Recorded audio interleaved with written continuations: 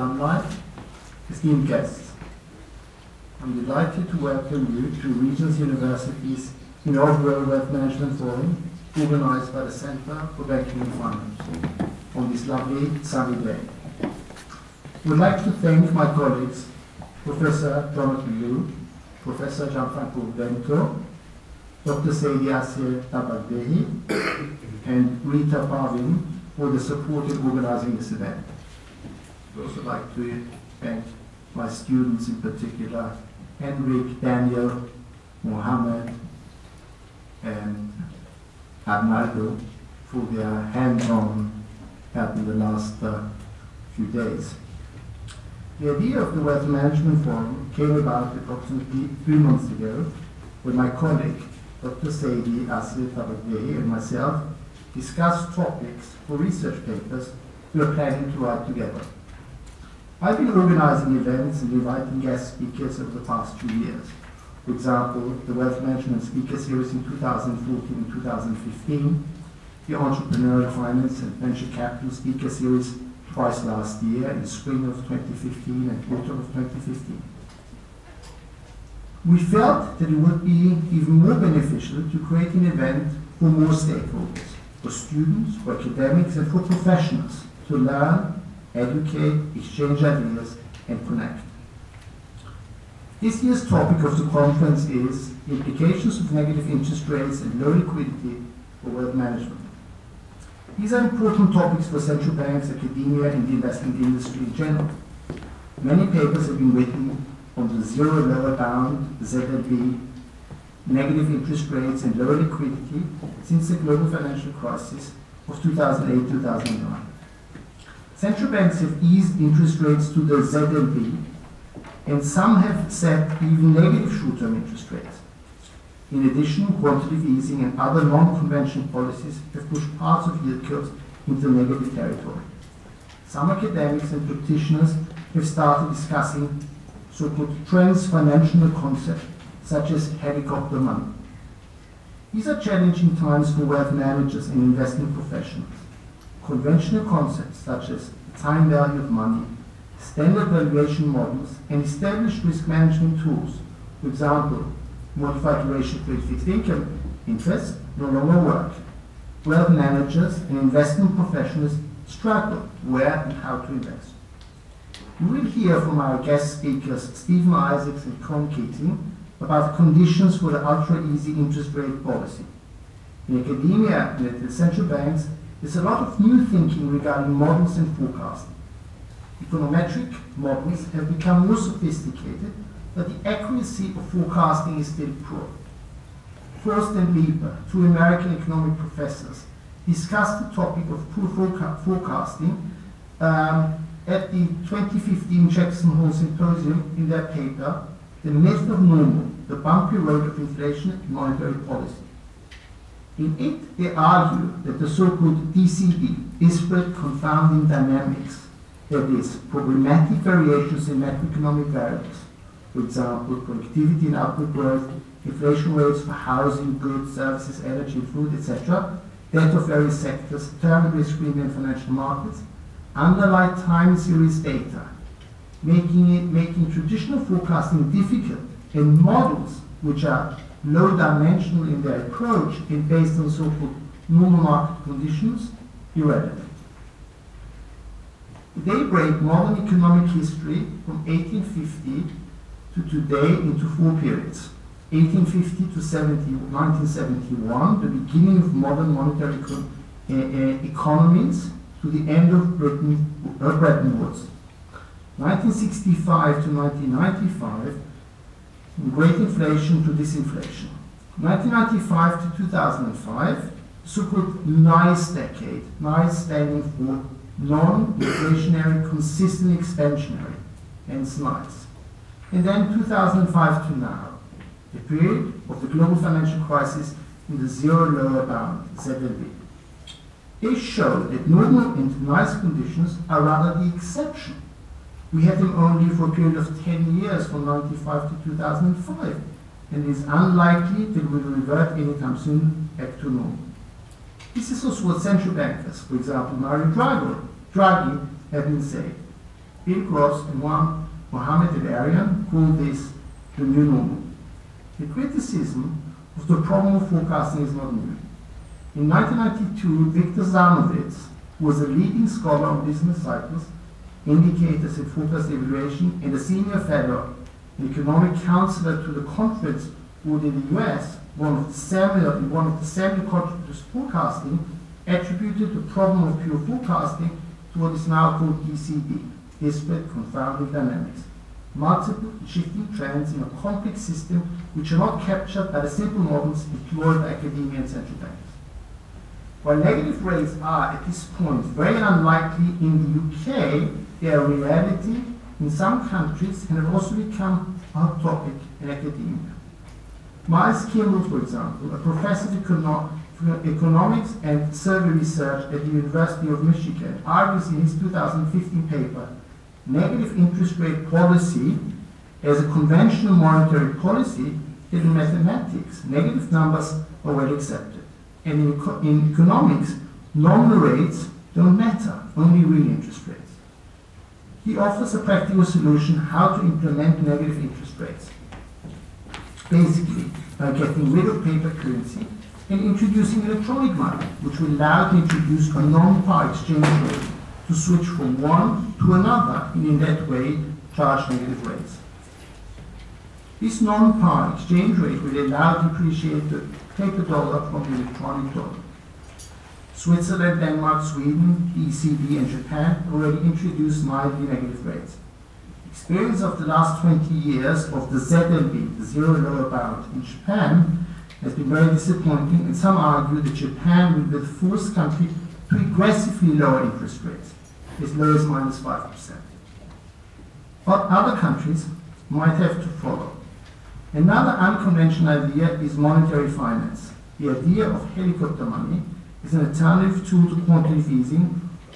It was first raised by Milton Friedman in the 1960s and promoted by the former chair of the FSA, the highly respected Lord Adair Turner, in a paper given at the IMF Jacques Pollack conference in November 2015.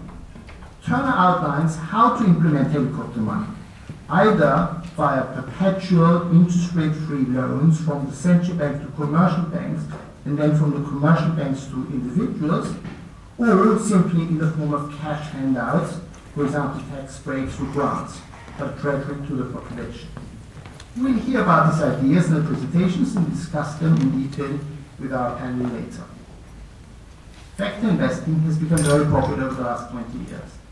In the world of equity investing, there are several different investment approaches, as you know, fundamental stock picking, quantitative investing, trend following, trading strategies, passive approaches, etc. On the quantitative side, academia has produced many papers on the capital asset pricing model, CAPM, in more sophisticated models, like the three-factor model, French Pharma, etc. and discovered investable betas, also known as factors.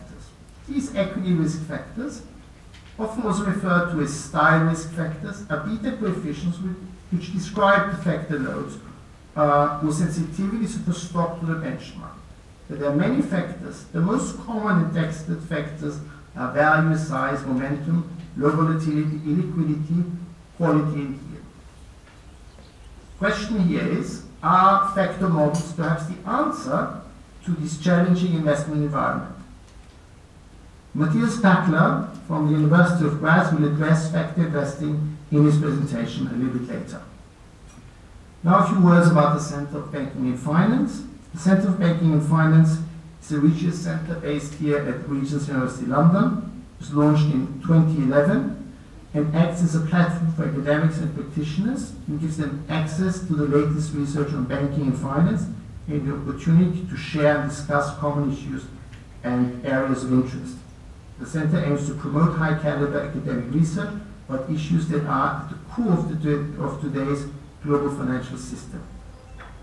The center organizes and hosts events for research students and scholars working in the area of banking and finance in order to facilitate collaboration with the academic community in the UK and worldwide. We organize one annual conference and several seminars on topics related to current debate on banking and finance. Professor Gianfranco Vento, who unfortunately is not here, is the director of the Center for Banking and Finance, and also a member of the Academic Senate of our university. Other members of the Center of Banking and Finance are finance academics at Regents University London, and we have affiliate members who come from other universities. For example, Professor Jose Tapena, who is here, who is from the University of Buenos Aires. Now, a few words about the structure of this event. The first part consists of 3 presentations by what I call really 3 top speakers, and I'm pleased that they accepted our invitation to speak here. We kick off the event with a keynote speech by Stephen Isaacs, whose presentations Goldilocks and Microwave will cover the topic from a practical point of view. Steve is the chairman of the investment committee of Alvine Capital and owner and chairman of George Harrison Limited. More about his biography a little bit later. The second presentation is by Con Keating, PhD, a well-respected academic and also the CIO of Brightonrock Group and a member of the steering committee of the Financial Econometrics Research Center at the University of Warwick. He will speak about competition, cooperation, and fund management value added. The third presentation is given by a young academic, Matthias Pachler, a finance lecturer at the University of Graz. He will discuss momentum factor research based on his PhD research. After these 3 presentations, at around 5:30, we'll have a 30 minutes coffee break to allow conversations between the delegates and the panel. The second part consists then of a panel discussion between the 3 previous speakers and two practitioners, Alan Miller from the wealth management firm SEM and John Richard from Invesco Perpetual. We will then open the discussion to the audience for a question and answer session. Closing remarks will be given by Professor Jose Tapena from the University UCEMA in Buenos Aires. Jose is also an affiliate member of the Center for Banking and Finance here at Regents University. Last but not least, a few words of housekeeping. This event, the Wealth Management Forum, will be recorded and the video will be available on YouTube later. We'll have a coffee break at 5:30 for 30 minutes and reconvene at 6 o'clock sharp. Bathrooms are in the basement. Hard copies of the biographies and presentations are available and will also later be available online. I would like now to invite our first speaker, Stephen Isaacs, to give his keynote speech, Goldilocks and Microwave. A few words about his background. He's the chairman of the investment committee of Alvine Capital, CEO of the Inaugural Group, and owner and chairman of George Harrison Limited. Stephen is a frequent market commentator on CNBC and Bloomberg. He is a PPE, philosophy, politics and economics graduate from Lincoln College, Oxford, IELTS level 3 in the CFA UK.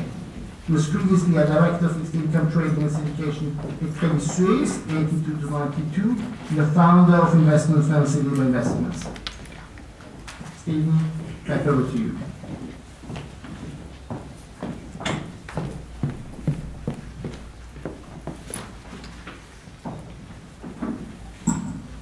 Professor of the University of Life, you forgot to mention that. I'm going to ask you all a question first of all. If we have negative interest rates, will you save more or less? If you think you will save more, please raise your hand. Left or right will do. One more saver if we have negative interest rates. Right? You will save less. Please raise your hand. It's sort of vague enthusiasm. So the conclusion is that you will save less, i.e. spend more money if we have negative interest rates. My next question is, will you invest more with negative interest rates? Anybody want to raise their hand? In risky assets in the stock market? Right. Or invest less? Okay, pretty much a resounding conclusion then. So, we're starting the presentation with 2 views from the audience. That you will spend more money and you will invest it, probably unwisely, if we have negative interest rates. Now, we've got two scenarios here. One is the microwave economy. You know all about that, don't you? What does a microwave do? A microwave heats up the surface of your cup of soup, but perhaps beneath the surface, the water is stodgy, is cold, is lumpy, i.e. is not effective. So my analogy is central bank activity, whether it's negative interest rates, QE, or singing and dancing, may be analogous to what a microwave is doing to the real economy. How to work this thing, I did it, well done, thank you. Goldilocks, there's no bears there, Goldilocks and the Three Bears, we all know that story. This is something that was popular in the 1990s amongst certain equity salesmen working at Merrill Lynch. And the theory was that we had exactly the optimum conditions for successful investing. Namely, the economy was reasonably successful, but central banks would not take away the punch bowl, i.e. raise interest rates, and therefore the middle bowl of porridge could be drunk safely and asset prices in the economy. Everything was wonderful. So we've got two scenarios. We've got microwave, Goldilocks. I want to ask you a question. Three things happened this week. Donald Trump is the presumptive nominee for the grand old party, the Republican Party. Claudio Ranieri is the manager of Leicester, and they are now champions of the Premier League. Ken Livingstone, well, let's not go there to Ken Livingstone. But there are one thing that all those three events people have in common is unpredictability. Unpredictability. The UK Treasury has published a document at vast expense, taxpayer, I paid for it, and they have predicted that by 2030, we will be, each family in this country, £4,333 worse off if we leave the European Union. So in 14 years, we will know what the trade policy is, what the interest rates are, what the exchange rate is, the politics, etc., etc. And I think we can see by what has happened this week that we don't know what's going to happen tomorrow, let alone what's going to happen in 15 years' time. So we don't know whether Goldilocks or the microwave is right. What we do know is a few things. We do know that we have, in many countries of the world, and quite possibly in most of the major economies, we already have negative interest rates. And negative interest rates have never been experienced before for any period of time. There were a couple of times when, in the old Deutschmark days, there were short-term movements in negative interest rates to protect the currency. But effectively, a long-term policy of negative interest rates has never happened before. We don't know how it will work. Unpredictability. We do know certain things. We do know that profit margins for corporates are at an all-time high. Now, why are profit margins so high? Good question, I believe. People go back to the 1970s when they often talk about income inequality. We talk about a halcyon day when incomes were more closely aligned, profits were lower. That was probably the last time we had the triumph of organised labour. There was a set of circumstances in mass manufacturing, in trade barriers, in organised labour that allowed profit margins to be squeezed by labour and labour to take a larger proportion of the pie. We also lived in a more regulated world. There were more trade barriers. So in essence, we were in a less liberal environment from the 1970s backwards. And in that period of time, profit margins for corporations were lower. which meant that the distribution available to shareholders, to you investors in your pension funds and your private accounts, couldn't be at the level they are today. A certain set of factors has changed that in the last 40 years, and that is the triumph of liberalism. Mass migration has been encouraged and has happened. Free markets have been encouraged, and there's been a great deal of deregulation, starting with Thatcher and Reagan, that carried on. Liberalism has triumphed. In that period of time, profit margins, on an ongoing basis, could be enhanced, and that has been one of the reasons why the stock market has done so well. Now, my viewpoint, and we're going back to Mr. Trump, is that we've seen the high point of liberalism in society. That whether we like it or not, the spoils of wealth have been seen to be unevenly distributed, and that whether we like it or not, as investors, that there is now public pressure for higher taxes, for greater regulation, for the rolling back of the freedom of movement of people and goods. And all of those factors mark this big, big turning point. And I think that's very significant. I'm going to ask you the same question. What do Donald Trump, Claudia Ranieri, and Ken Livingstone have in common? They're all old, let's be quite frank. They're all in their 60s or 70s, like Ken is actually 70. Demographics, it's all about demographics. The baby boom, during the baby boom, we had a dividend. That dividend has been extended because as the populace has produced less babies, that in fact helps productivity. We don't have to educate our children or our students around this room. And the pernicious effects of an aging population come later, but they are coming, and we know what they are. They are pensions, they are healthcare, they are a declining workforce. So we can be pretty sure that there is a demographic crisis coming. I've taken a picture here of China, but we know it's true of just about every Western nation. And not just in the West. Countries like Iran, that in the 1970s had a birth rate in the 6s, are now down well below replacement. So it is an extraordinary fact that, with one or two exceptions, India being probably about the only one, and most of Africa, in most of the developing nations, they are now following our pattern of demographics. Regulation. Regulation. Here's a little chart I produced. This is just the word count. How many words are there in the Federal Drug Approval Handbook?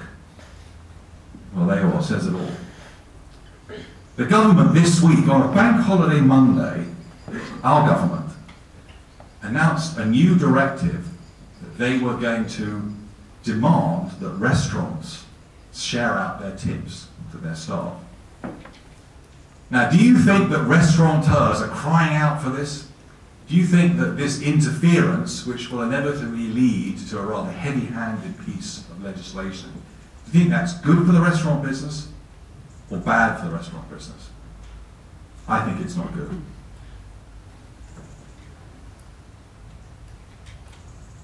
I've got my charts wrong here. I found it now. Debt.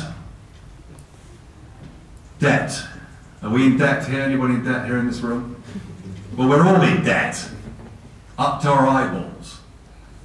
Debt will not go away in a low-growth world. Debt is not a problem. Donald Trump has made a fortune out of using debt, walking away from debt when he had to. But debt requires growth. Debt requires, in fact, inflation. We do not have those factors. Therefore, debt is a huge overhang, a huge problem for us. I ask you the same question. Donald Trump, Claudia Ranieri, Ken Livingstone. If you're an Arsenal supporter, you're pretty depressed about those three factors, aren't you? The assumption that things will always get better, the assumption that civilization can only go in one direction, I'm afraid is not something that I entirely share. History is littered with both market cycles, but also civilization cycles. And I am greatly concerned that this tide of liberalism, as it goes out, will bring in more ugly politics and more infringements on our ability to earn money and invest it wisely. And I'm afraid that is where I believe we are today.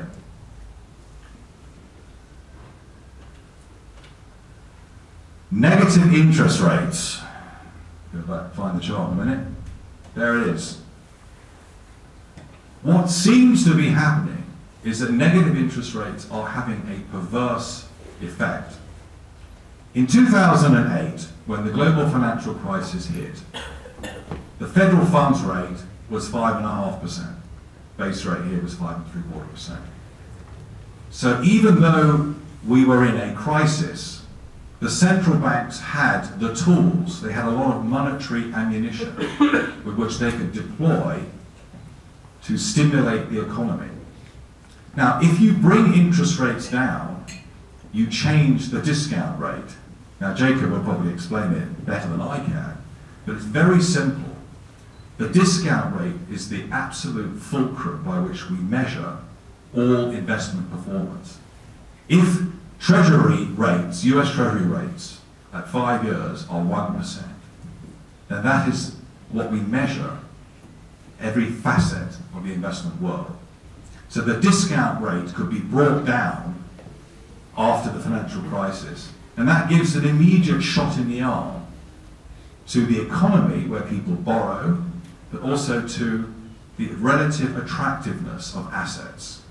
And that worked. So although there was an overshoot in asset prices after the Lehman bankruptcy, and the S&P bottomed out in March 2009, fairly quickly these low interest rates, this monetary medicine, could follow through and could restore some health and vitality to both markets and the economy. But we can't do that any longer. We're at negative interest rates. Now look at this picture here. Negative interest rates do a number of things. Most crucially, although electronic money may come, Jacob, I'm interested to hear your theories on that one. When we live in a world where there is paper money, where there is the ability for individual savers to take the cash out of their banks, or there is too much competition amongst financial institutions, it has not been possible to pass on negative interest rates to the man in the street. In fact, there is a lot of controversy in Germany already because the debate amongst the ECB as to whether to actually withdraw a €500 note from circulation has turned political. The mass market dailies like Bild are correctly pointing out that this is tantamount to the beginnings of confiscation of money. Needless to say, a very big political issue. So I don't believe banks can pass on negative interest rates to their customers. But at the same time, central banks are forcing wholesale markets to accept negative interest rates, and that is destroying the margin that banks work at. So negative interest rates are destroying bank margins, hardly a recipe for getting the lending, get the oxygen into the economy. Negative interest rates bring the discount rate down to zero or possibly below. What negative interest rates therefore do is make institutions that have given guarantees, be they income for insurance policy or pensioners, they make those guarantees and those promises increasingly impossible to predict. If you put a negative interest rate as your discount rate, then your liabilities go to infinite and clearly are unsupportable.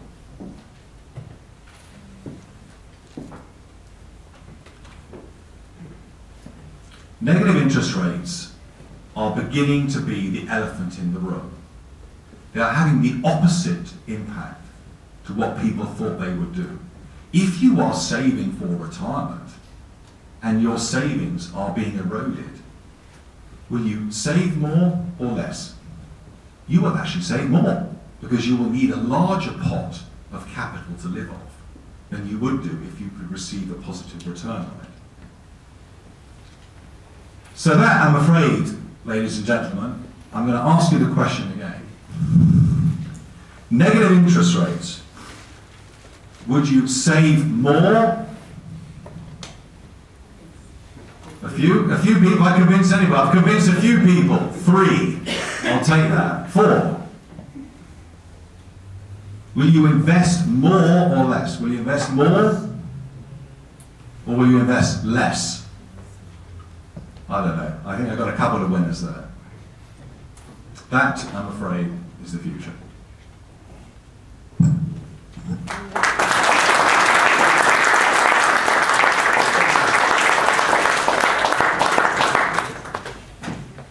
Thank you very much. Thank you very much. Stephen, that was very interesting opening up of our discussion here. Perhaps we have time for 1 or 2 quick questions. Anybody wants to ask something or say something? No, you're doing it for later. Yeah, here. Yes. Do you actually save more, or would they just withdraw the money from a bank and stick it on their mattress? That's a good question. I mean, that is happening. Apparently the sale of safes in Japan went through the roof when the Bank of Japan cut to negative interest rates. I think the money laundering rules, the risk of holding cash at home, the physical risk, probably make that less likely. But I think there is a tendency for people to hoard things, to clog up the system with the negative interest regime. But it depends partly on how far the negative interest rates go. At the moment, we've got mild negative interest rates. But if they continue, if we go down to the minus, I think 4.5% that JP Morgan said was needed to get the Eurozone economy supposedly really moving, then I ask you, what would you do if the bank was passing on minus 4.5% interest rates to your savings? I think you probably would take a fair amount of cash out. Anybody else? No? Thank you. Thank you very much. Thank you very much, Stephen. Brilliant. So I think we set a little bit of a scene. Our next speaker is Keating. We know the bio. We go straight into it in medias res. Let's just see here where the presentation is. I think that's probably more interesting. There are, as Jacob asked me to talk very briefly as part of this presentation about negative interest rates and about liquidity, there are a few slides at the front of this presentation which cover those topics. Some of it is a repetition of what we just heard. Some are a few things which go a little beyond that. But the gist of the presentation today is about competition versus cooperation and the way in which we organise the fund management business. So let's just go straight in and run through this at a rate of knots. Well, this morning Bloomberg told me that 43% of government bonds around the world are now offering negative nominal yields. But we really haven't seen any rush to hoard cash. Cars have substituted for cash in Greece. In Greece, the banks are now refusing to change 500 euro notes other than at a 5% discount, which is quite an interesting proposition. There's academic work from the Central Bank of Denmark and from the Bank of Canada, which suggests that -2 is the sort of level that you can go to with reserves rather than government bonds. And that's perhaps worth thinking about. There's of course nothing to stop you having a yield curve which is yet more negative than that, although very little economic incentive for anyone to drive yields down in that area. Because one of the reasons is there's a storage problem. That's a cubic meter of notes, largest denomination notes. $85,900,000 in $100 bills.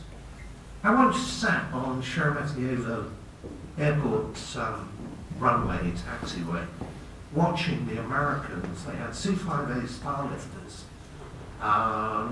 forklift trucks going into the back and taking out pallets of $100 bills. This was at the time when they changed the $100 bill denomination. The Eurozone, of course, is the money launderer and Russian Matthias' friend.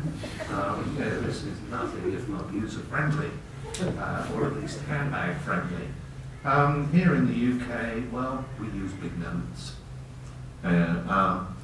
We may actually introduce a new sign for shrinking money. I mean, if we do start seeing people caught, then we've got anti-money laundering hell. This was supposed to make banks lend their reserves rather than pay negative rates to the CB. Interestingly, I was one of a group of people who suggested to the Riksbank in Sweden some 8 years ago that what they should actually do was, at that point in time, they needed to stimulate their economy and force the banks into lending rather more than they had done. And there, at that point in time, it was sufficient to threaten negative rates on reserves. And the banks did duly go out and lend. That, unfortunately, doesn't seem to have happened this time. And if you look at the extent to which the banks are passing on cuts in rates, it is extremely limited. The related question we just heard, could they really pass these on to depositors? And the thing to understand is, if they don't, then bank margins are squeezed. And the effects of negative rates won't be transmitted to the real economy. So they won't work. Okay. The one thing that you do know has been happening is that negative rates have had a pronounced effect on exchange rates. A lot of the dollar's current weakness, I think, is being driven by the deferral in the next rate increase in the US. But as more and more countries have gone to negative territory, so the exchange rate effects have been increasingly muted. Now, banks are more risk averse than they used to be, but loan demand really isn't very strong. There is some loan demand, but mainly from companies that aren't creditworthy. The problem that we have in our economies is a lack of demand. And perversely, what we're currently seeing with negative interest rates applying to bonds and so on, and low returns more generally, the most likely outcome of that is increased savings as people try to top up their underperforming pension saving assets in particular. There's a wage growth problem which we seem to be coming out of only very slowly. The reality is what we need is fiscal stimulus, not austerity. Now here's a question for you. If rates are -2 for guppies, and you're the Chancellor, why not borrow as much as you can? And that raises another question. Where does that leave the infamous Reinhard Rogoff 90% bullshit? Not that I have an opinion on that. Now, some of the technical aspects of bonds would also begin to perplex us. Duration and modified duration. This is the modified duration, or the interest rate sensitivity, across a range of yields of a 10-year constant maturity bond. Of course, you're familiar, you'll notice it does have slight convexity curvature. That's what you're familiar with the 10-year modified duration, the modified duration of the 10-year government bond, Macaulay duration, as having been. So notice something that actually takes place as we go from negative to positive. Not only does the curve now acquire a slope, but you also get this position where in one case the modified duration is below that of the actual maturity, and in the other it is longer. The thing to understand about negative interest rates is they are not a translation on the real line. They are a rigid rotation about zero. Now, when you are in the land of positive rates, it makes sense to be worried by volatility and risk. It is your enemy. When you move into the land of negative interest rates, it no longer is. It is now your friend. Go away and think about that. So, yes, will I make more investments? Yes, I will. And you know what? I'll make them in riskier assets than I ever have done before. So, that's enough to start the negative interest rate discussion. Later, let's just go through liquidity. For those of you who don't know, I've recently chaired a liquidity paper, a liquidity working party for the Institute of Actuaries. And there's a paper forthcoming in the British Actuarial Journal on the subject. But if anyone wants to see a rather more interesting version of that paper, i.e. before we made it nice and polite and politically correct for publication, if you send me an email, I'll send you the original. Now, the important thing to understand about liquidity is liquidity has a cost. It is currently at a 60, 70 year low. Okay. The important thing to understand about liquidity is because it has a cost, we should be parsimonious with it. The whole point of QE was to lower the cost of liquidity, and it succeeded. And we have seen the spread between illiquid and liquid investments squeezed. Now, that makes me wonder whether the investment in illiquids that is currently flavour of the month is warranted. And I mean, you look at things like private equity terms, they are at or above their all-time highs. I would be very cautious about buying illiquid assets in today's conditions. Our liquidity we are holding in bills and short-term commercial paper. The junk bonds have seen spread widening. There's a damn good reason for that. It's called the default rates have gone up almost everywhere that you care to look.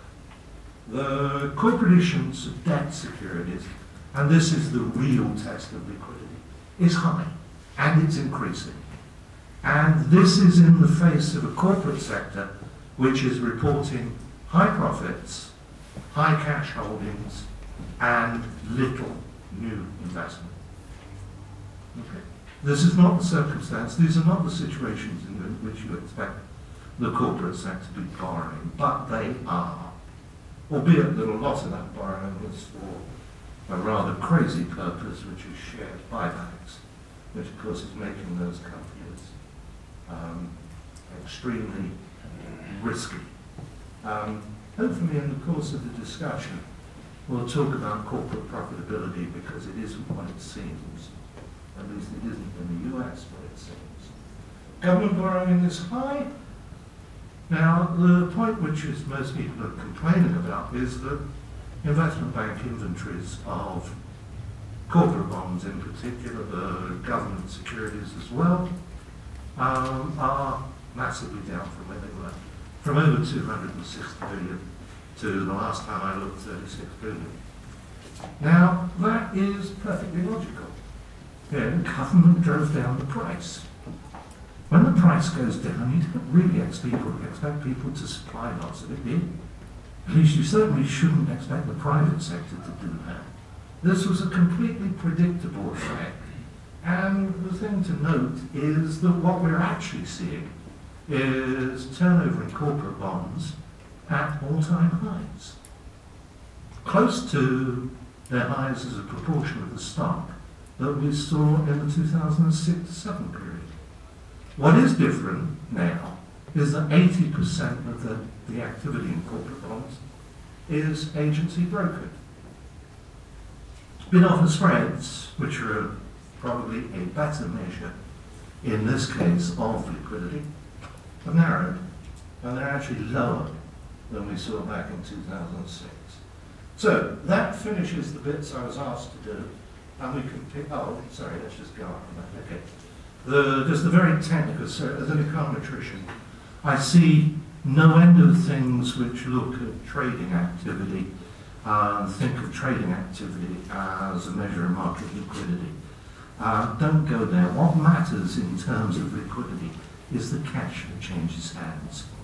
So what matters is that which settles, the cash that changes hands. So a market like an interest rate swap that we're all used to referring to as highly liquid, where there is effectively no transfer of cash, isn't liquid in any meaningful sense. It's highly traded, but it's not liquid. You can't sell a new interest rate swap and deliver a load of cash to your account. The other thing to note is markets which are highly traded, but where those trades are netted, are those which can move and do move furthest from their fundamentals. I'll just make one observation because it's relevant to the money and some of the other things. In its role as a medium of exchange, confidence is sufficient for us to use money. All we need to have is confidence. But when we move to using money in a savings context, confidence is no longer sufficient. We need trust. So let's just go into the presentation I really want to do. This is about competition versus cooperation and the future of fund management. The competition is all around us now. It's the regulatory mechanism of choice, of favour actually. It's actually driven by an unchallenged role in markets. We're used to seeing some debates around markets, but in a very specific context. I mean, there are problem areas like healthcare and education, where there are distributive justice arguments for their provision in a non-traded way. We'll also be far more familiar with market failure issues because this is what drove the deregulation routine and was so popular with the financial services industry. I can't believe some of the presentations I did in the 90s, they were classics. The key to understand is just like money, there will be under provision, as there are aspects here, which are public goods. There are also the usual externality issues to be considered. In particular, the externality issues are central to climate change. So we see attempts to create artificial markets in resolution of climate change issues. There are also issues, and I think this is going to grow more important over the coming decades. It's usually expressed in terms of the moral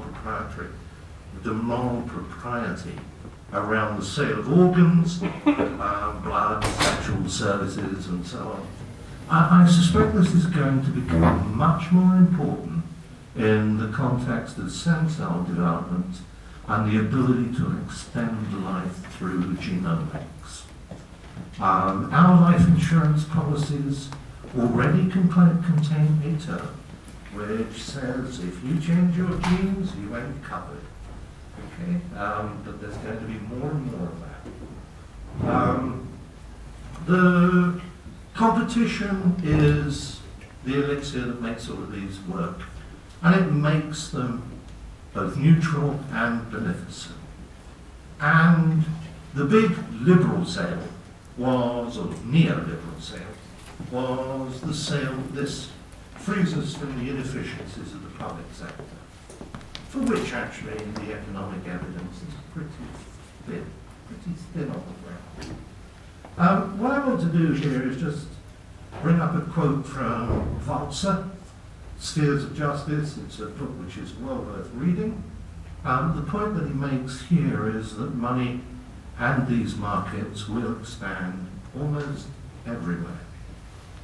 So we probably want to worry about this stuff. It's Japanese knotweed. It will finish up clogging everything if we aren't careful. The majority of the work, academic work on the limits of markets, has focused on the boundaries between state and market. I think that we need to go into a somewhat different space. I think we need to consider the difference between cooperation and competition. And cooperation, of course, is economically far, far more important and far older than the idea of competition and markets. Now, let's just run through a neoliberal agenda. This is an actual agenda as was introduced. Full privatisation of public enterprises, full ownership rights by foreign firms and local businesses, full repatriation of foreign profits and capital, opening banks to foreign control, elimination of trade barriers. These were meant to apply more or less across the board. Public services, the media, manufacturing. Only oil was exempt. That probably gives you a clue of where it was. The labour market was strictly regulated, strikes were banned in key sectors, and union membership was limited. Basically, it was limited to the fact that it was virtually impossible. A flat tax was introduced, which of course is highly regressive, and the man who tried to bring this in was Bremer, who was running Iraq. This was a neoliberal wet dream. So much so that most of it actually got overturned in short order. The word that was being bandied everywhere is freedom. The belief you're being asked to deliver there in that agenda is that individual freedom comes from freedom of markets and trade. I don't begin to believe that for a second. These sets of economic programs are the stuff of austerity, growing inequality, and so on. This is financialization without recognition of the limits of markets, and there are many.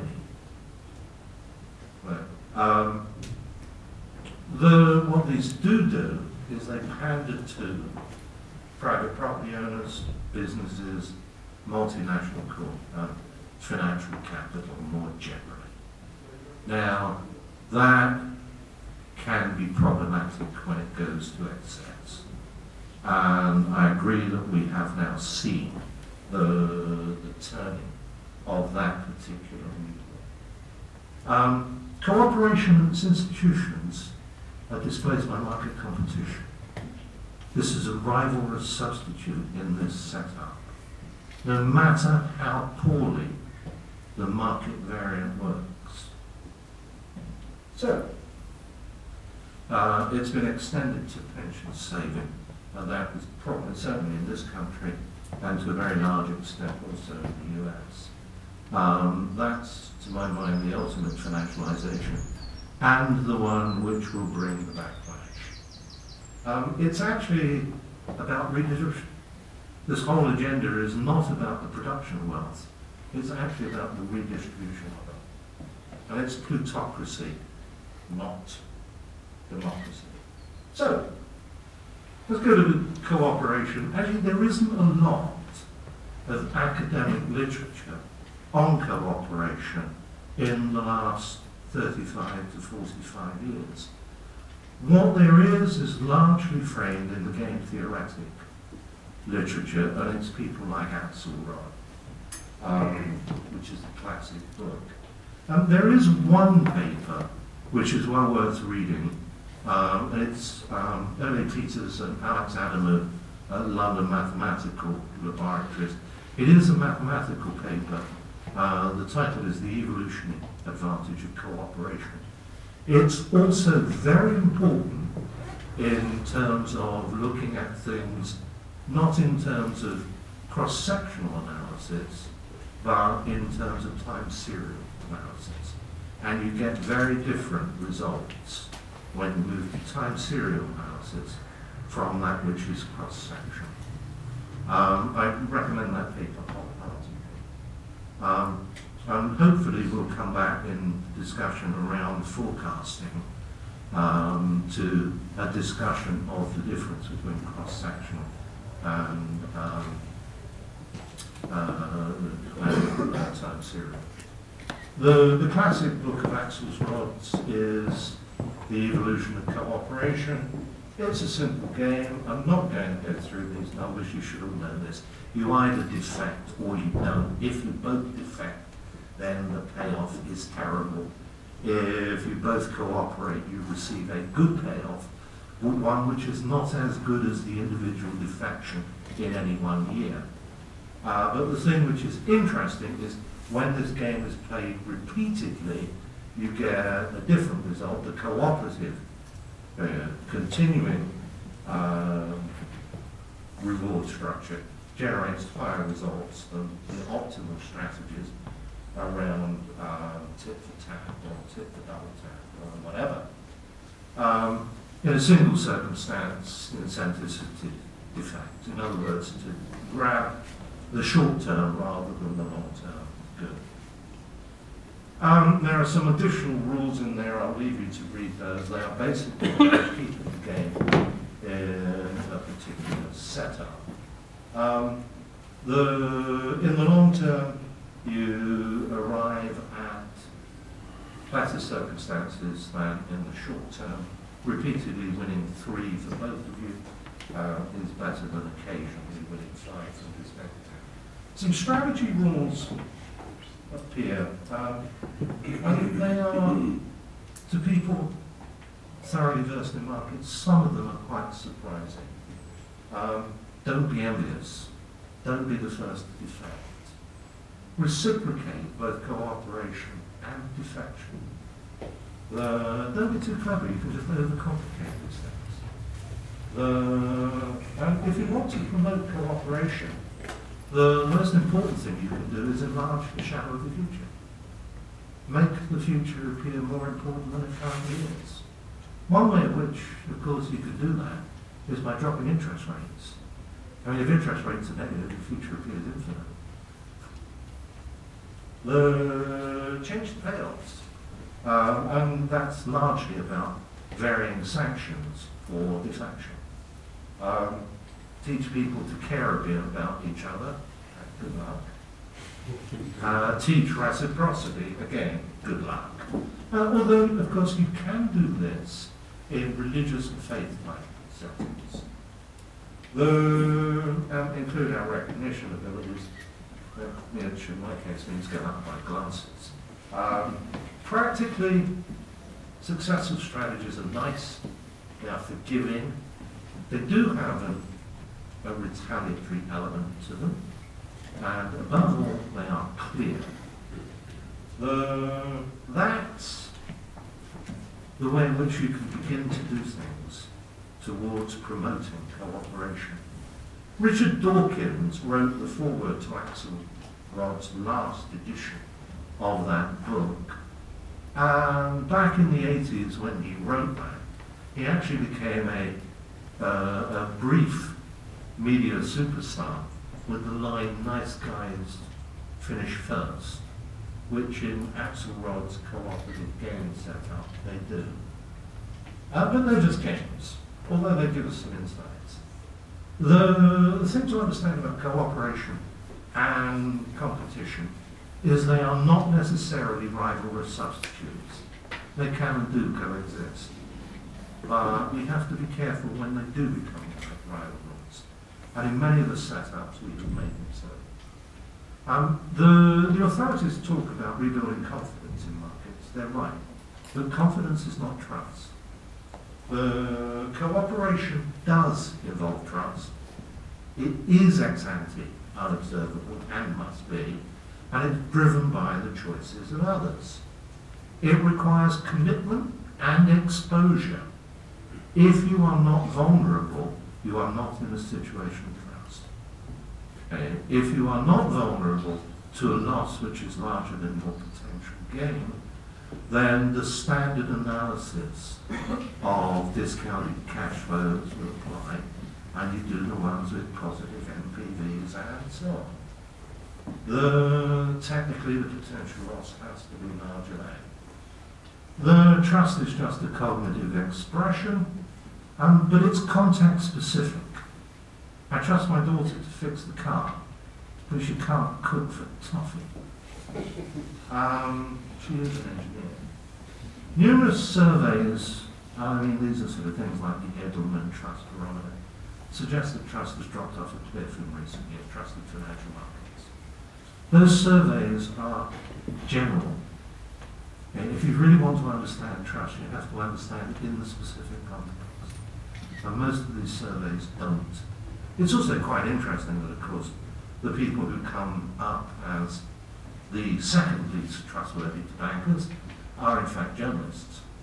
And here we are reliably quoting these journalists when they report the positive NPVs and so on. Technically, the potential loss has to be marginal. The trust is just a cognitive expression, but it's context specific. I trust my daughter to fix the car, but she can't cook for toffee. She is an engineer. Numerous surveys, these are sort of things like the Edelman Trust Barometer, suggest that trust has dropped off a cliff in recent years, trust in financial markets. Those surveys are general. Okay? If you really want to understand trust, you have to understand it in the specific context. And most of these surveys don't. It's also quite interesting that, of course, the people who come up as the second least trustworthy to bankers are in fact journalists. And here we are reliably quoting these journalists when they report the trust surveys.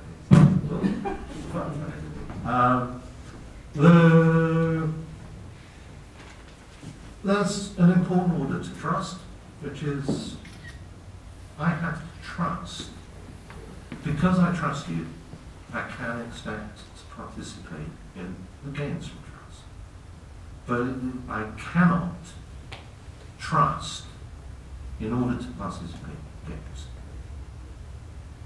That's no longer trust. It's a different kettle of fish. And it will rapidly break down. Competence is a critical aspect. If people are incompetent, you can't trust them to do things. My daughter really enjoys fixing cars. She is actually quite a good motor engineer. So I'm told she's just got a PhD in it. Trust is not just about alignment of interests. You have to be prepared to take my interest into account. And indeed, you can argue that in a professional setting, you have to be prepared to put my interests above yours. That is going to be very important in the current FCA competition survey of fund managers.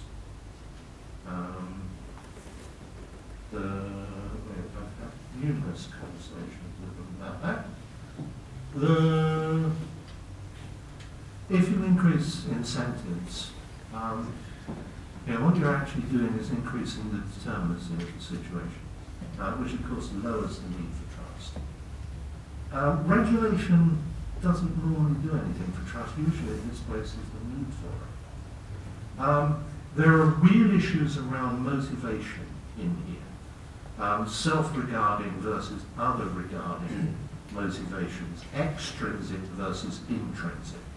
Intrinsic motivations are always more powerful than extrinsic, such as incentives in the form of additional wages or holidays in Hawaii or whatever.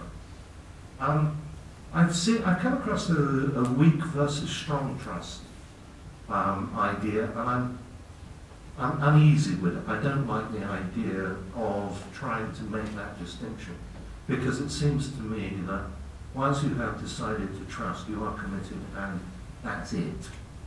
Whether you were marginal in making that decision, I don't think actually affects the analysis. Trust is reciprocal, it's repeated, and it's mutual. It goes both ways. The reality is that we can't rebuild trust per se. All we can actually do is display and reinforce our own trustworthiness. And transparency and disclosure are central to that. And transparency is going to figure very large in the public regulatory conversation over the coming few years. We've had both Barack Obama and David Cameron make public statements to the effect that we need more disclosure, more transparency in investment management industries, which is quite surprising for what we trust only begets yet more trust, obviously. Trust does require discrimination. You can't just go willy-nilly trusting anybody. Well, you can. You're just a fool. Why not? Now, until now, private wealth managers have passed largely unnoticed. But that's changing. It's not just about base erosion and profit shifting. It's not about the power of paper. A lot of it is, in fact, about taxes. Even more is the increasing involvement of wealthy families in the political process. There's an increasing feeling that we are approaching plutocracy rather than democracy. And there is a developing agenda to push back. This is why you can get people like Bernie Sanders raising $80 million with just one donation above $10,000. It's quite remarkable, really. This is a quotation from an OECD publication, which isn't yet out, but will be at the end of the month. And it's a description of a man's study of the morality of the City of London. This amorality of markets, which is of course the economic concern, it's on the agenda, it's become publicly visible. There's a new book currently circulating in Samizdat. It's not going to be out until July, Capital Without Borders, where the subtitle is Wealth Management and the 1%. I haven't come across anyone in significant policy circles who hasn't seen it. I mean, at the IMF, at the World Bank, at the OECD. They've all been reading it. And one of the things that they propose is this. In other words, they may actually round up a few wealth managers, a few accounting firms and so on. Osborne's idea of banning the big four accountants from consultancy services, unless they work in this sort of way, is not alone. That book proposes co-option, which of course is a completely different route from cooperation. It's conscription, I would call it, but that appears to be where we're going. There's this quote from Michael Sandel, which I will leave you to read, and this is where we had moved to. Now, I'm acutely aware, Jacob, that I've probably run through my time. Then what I will leave you to do is read those slides yourselves. What I will say to you is that with all of this stuff that's going on, the fund management industry is coming under increasing pressure to disclose everything. Okay. But one of the effects of that is it will become obvious once that happens, and it will happen. It will become immediately obvious that the added value is negligible. Okay? In fact, for most fund managers, it's negative. That means the business model will come under severe threat. Fund managers, if they are going to do something useful and prosper in the future, the only way in which they can produce added value is by an active engagement with their investee companies in a way that they don't currently. This was the promise of private equity. It's not what private equity has developed and delivered, but it was the promise. Expect a fund management model that is about engaging with and helping companies to enhance their economic performance.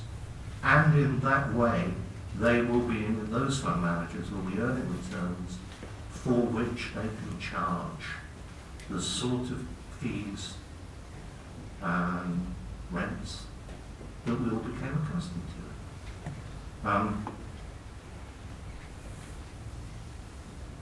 This is, read these in your own time.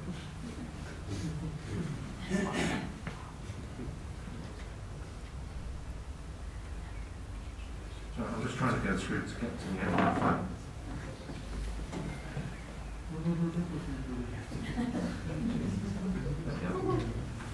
Thank you so much.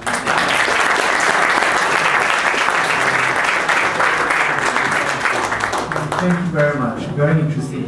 So we have now, after these two very interesting keynote speeches and presentation by Con, we are now going to hear a very interesting paper by a colleague of mine, a young academic, Matthias Pachler from the University of Graz, a university I'm also associated with, where I'm doing my PhD. And he's done a very interesting paper on the risk factor momentum. And he's going to present here some of his findings, which are in a way kind of now getting us more into the nitty-gritty of, what is happening in the markets and so on. I think we have a lot of food for thought from the first two speakers, and now we're going to hear more now from Matthias. I'm just opening his presentation, and you're here. I'm just opening the presentation here, and a few words of that. He's an amazing academic. He's a senior lecturer at the university. He's doing PhD research, but he's also building models for interesting trading strategies. So very interesting things. I'll pass on to Matthias now. Thank you. Well, hello everyone, and many thanks for the option to speak here. That's it. That's no bigger.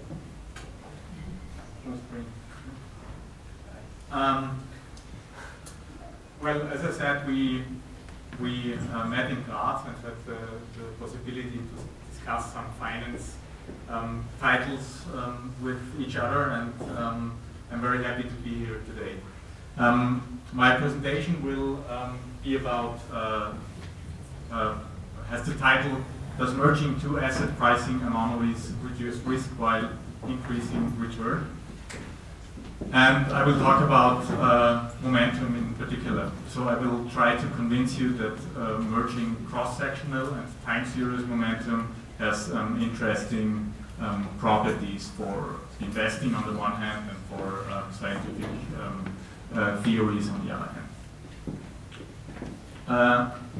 What I will do is I will first of all go into time series momentum and cross-sectional momentum separately, and I will try to emphasize the strengths and the weaknesses of these two strategies, and then later on I will show you why I think that the strengths and weaknesses can be the strengths, the return generating process of cross-sectional momentum can be kept while combining cross-sectional and time series momentum, while combining while time series momentum is able to has a risk-reducing property.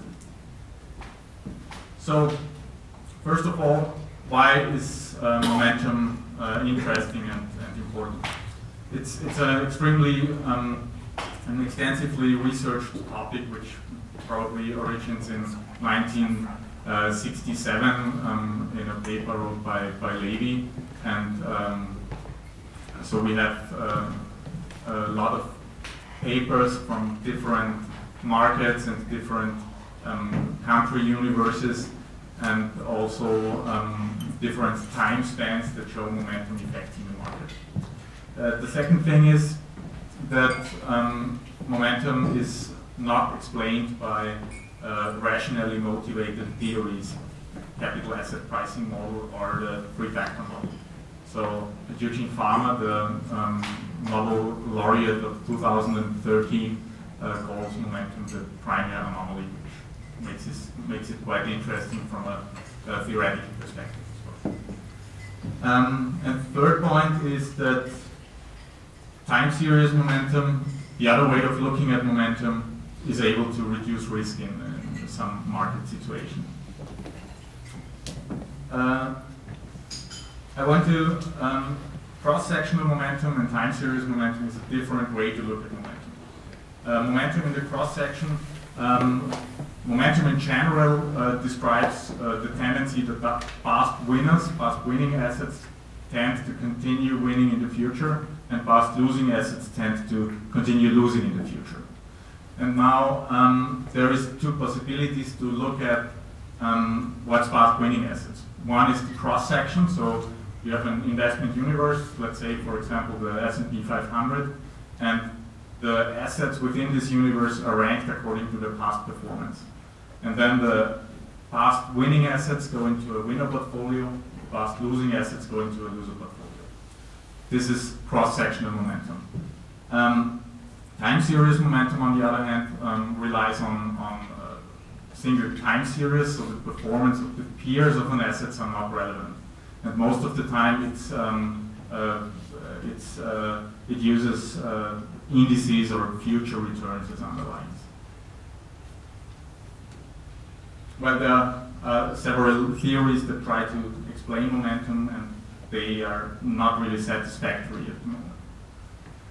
What you will see later on is a database of US stocks. It's the CRSP database, which is quite a benchmark in scientific research, because it covers nearly all US stocks, and it also has a quite large period of observation, so it dates back to 1925, so we have a quite large scale of data.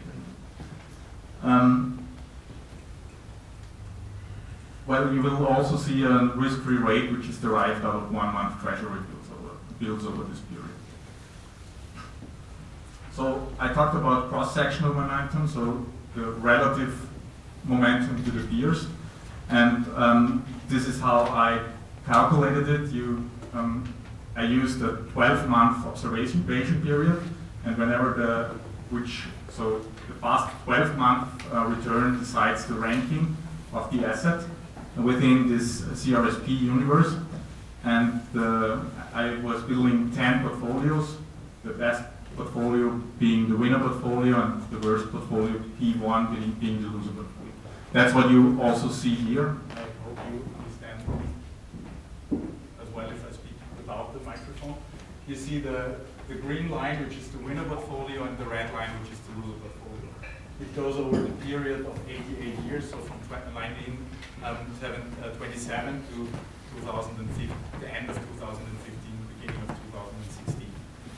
The blue line you see here is the market, so it's kind of the benchmark. And all of this data is calculated from the same database. So the market of all stocks, the winning stocks are the 10% of best stocks are the green line, and the red line, the 10% worst stocks. And every month this model is recalculated, and new stocks go into the winning and losing portfolios.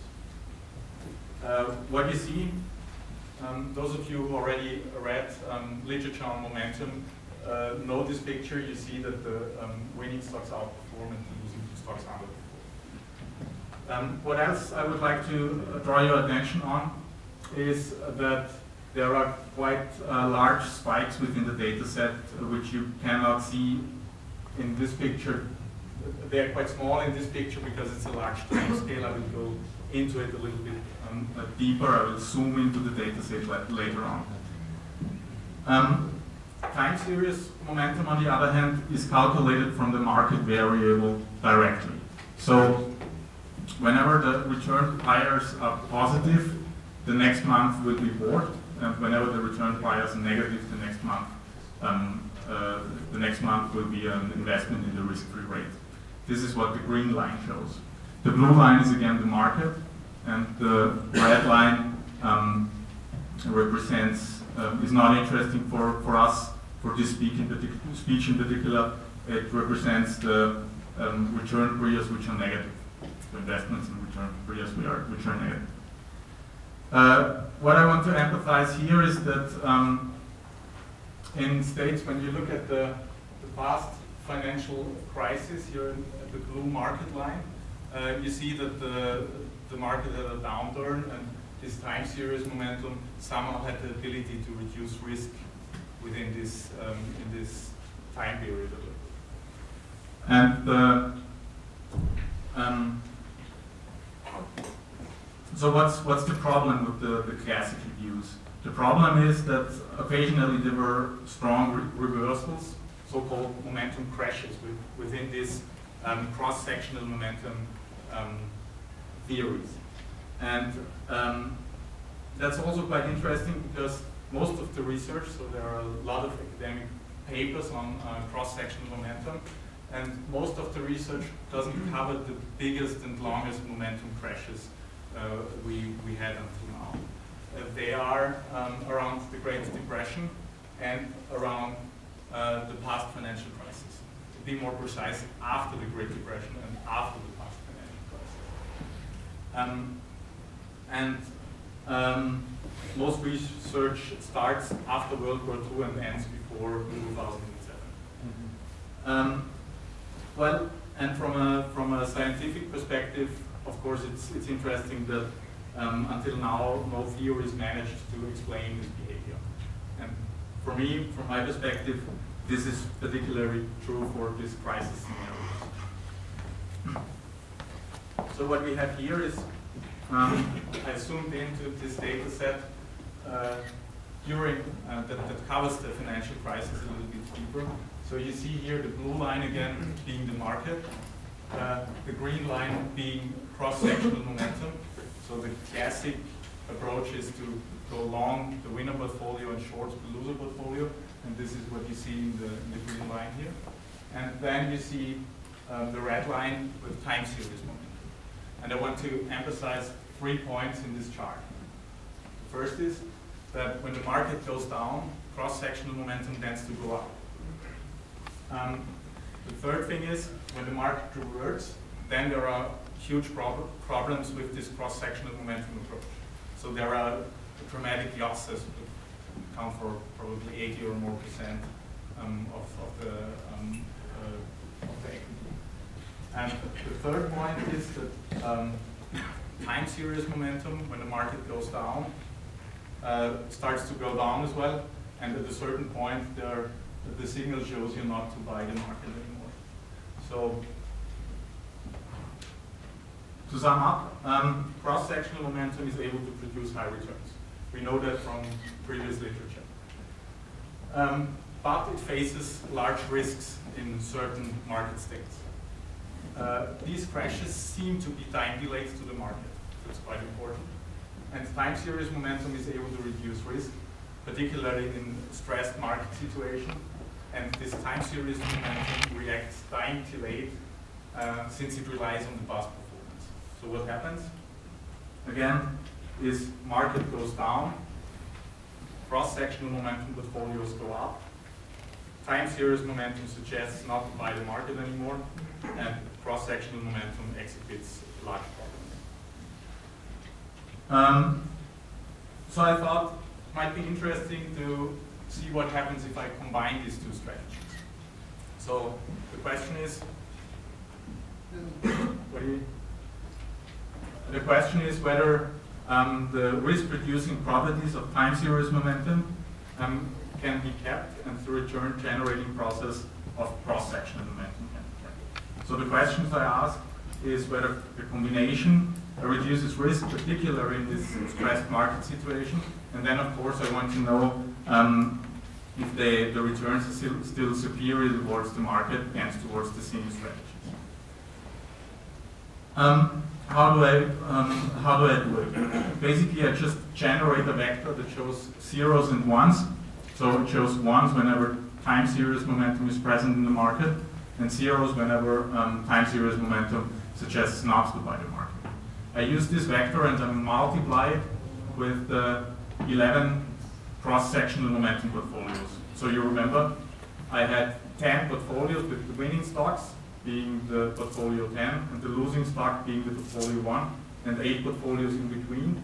The 11th portfolio is the winner minus loser portfolio you saw. And, well, just for completeness, in certain cases the zeros are replaced by the risk-free rate so that comparison can achieve the time series. Don't be afraid of the numbers. What you see here is the statistics of cross-sectional momentum here, called XSM. The market, excess market return, so market without risk-free rate, or the proxy for the risk-free rate. Time series momentum long, and combined momentum. You don't have a pointer or a so, and what you see is that in terms of means, the mean of the market, the excess return of the market is around 5%. The excess return of time series momentum is a little bit below. That's also what we saw at the graph before. Combined momentum has nearly 3 times the return of the market, and cross-sectional momentum nearly 2 times the return of the market. Then I also calculated a simple risk measure, the standard deviation. And what you see is that the standard deviation of time series momentum is the lowest from the time series we have. And that the market and combined momentum have nearly the same risk properties, while combined momentum again has 3 times the return. And cross-section momentum has the highest risk. I think due to time, I leave you with that as the most important numbers of this graph. And I would like to continue showing you the zero-cost strategies for cross-sectional momentum, which is quite, which is the one quite present in literature as well. That's the light green line here. Then again, the blue line is the excess market return, and the red line the time series momentum return. And what you see with the combined momentum returns is that you kind of leave out these strong reversal crash scenarios of the market. Well,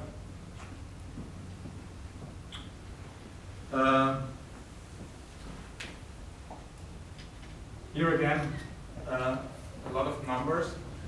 I want to reduce it to some numbers I would like to put your focus on. Here you see the 10 portfolios of combined momentum, and what's important is that you see the whole period from 1927 and a smaller time period from 2006 to now. And what's interesting is that these parameters are quite stable, or seem to be quite stable. So you have a return from 12.1% for the return period 2006 to now. You also have a market return that is approximately the same than the return for the whole period. And the risk parameters seem to be quite in line with the longer period as well. I told you at the beginning, I posed the question whether it is possible to reduce risk, particularly in stressed market situations.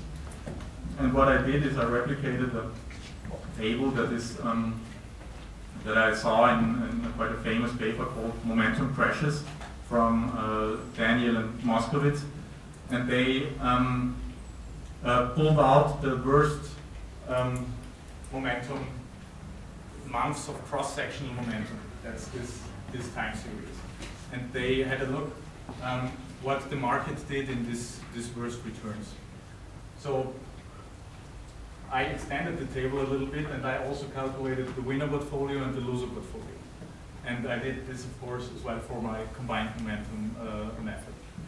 And what you see here, and that's quite interesting, I think, is that the strongest crashes from time series momentum, so the worst 15 time series cross-sectional momentum months, sometimes, if you look at the first line, have positive returns in cross-sectional momentum with 14%, and positive returns in the winner portfolio, and positive returns in the loser portfolio.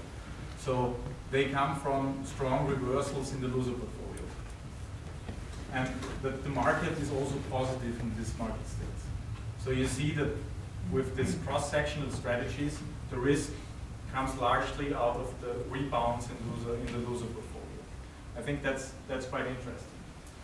And what you also see is that a lot of these worst momentum months can be skipped by applying a simple time series momentum method that tells you when to invest in this cross-section. Well, that's the end of my presentation. I would like to summarize. I showed you the different behaviors of cross-sectional and time series momentum and the strengths and weaknesses out of them. I showed, at least for a US stock universe over the past 88 years, that combined momentum yields higher returns than cross-sectional momentum, time series momentum long, and the market, with the same risk parameters than the market has, but lower risk parameters than cross-sectional momentum and a little bit higher risk parameters than time series. And I do also think that probably, coming back to the topic of this forum, the properties you see here might be interesting in a low interest rate environment. So if interest rates are low, we have problems with the present values, and this might lead people to invest in certain asset classes a little bit stronger. And if there are some trends, then they might be captured with momentum investing. More aggressively, I would state that the findings challenge the current framework of the current theoretical framework of asset pricing, especially the weak form of the efficient market hypothesis. Well, that's not new to momentum research, but I think what's interesting is that we might see inefficiencies that do not only happen in the cross-section, but also in the time series. So what do I mean? There are certain market states where the world behaves differently, and we probably should try to account for that in the models. Well, yeah, and at the end that we see that previous theories fail to explain these panic states of the market. I think that there is a possibility of doing some more empirical research on this topic. Well, so many thanks for your attention, and if there are any questions or comments, they are more than welcome.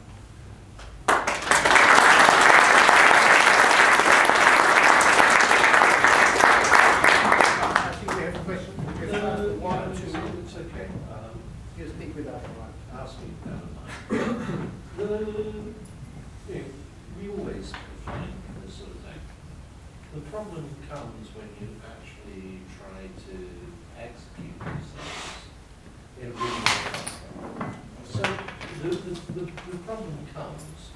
when you try to execute these things in a real world market. And my question in particular here would be, how long do you think it will take the high frequency algorithms to find you? Well, I think that that's a very good question. I think since I use monthly data, I see it in a separate manner to high frequency trading. And these patterns, I think they are quite present in long and short equity strategies over several decades as well. And so I think they should be quite stable. The only thing which is, and also if there is a crash in the market, I'm not sure how high frequency trading would be related to this. High frequency trading and momentum would be related to these crashes. So I would say that this is a different time span which has different problems. I don't know if you agree on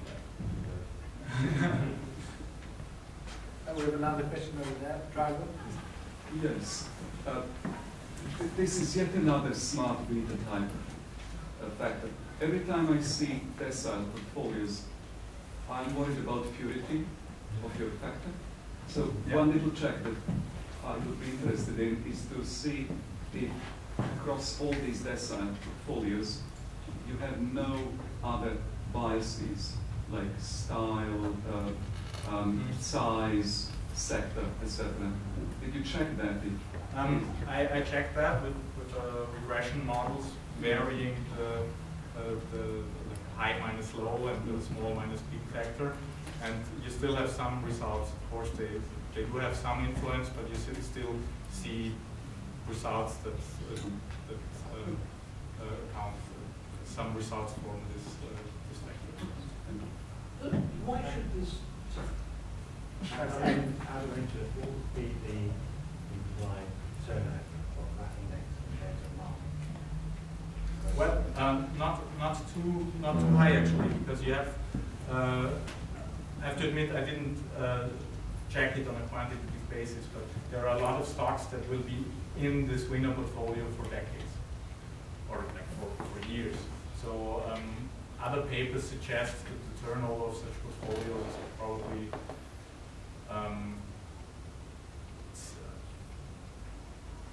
let me grab it out of my memories. You have a turnover of every 4 to 5 months. You would probably review the portfolio. So that's 60%.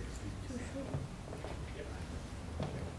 Against the market weighted would be what is 5 to 7%. If you compare the market weighted index against that, Yeah. 5 to 6% every time. New entrants going in there. Yeah, probably. Yeah, would be 3 stocks a month leaving and joining the index. You had a. No, that's okay. Quick question. Did you check that you have enough liquidity? Yeah, I checked that.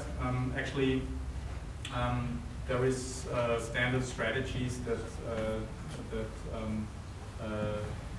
have some filters on the stocks we investigate. That's one way I looked at it, and the other way is that I used survivorship-free universe of the S&P 500 and did the same computations, and they show similar patterns. The only thing is that this data set has a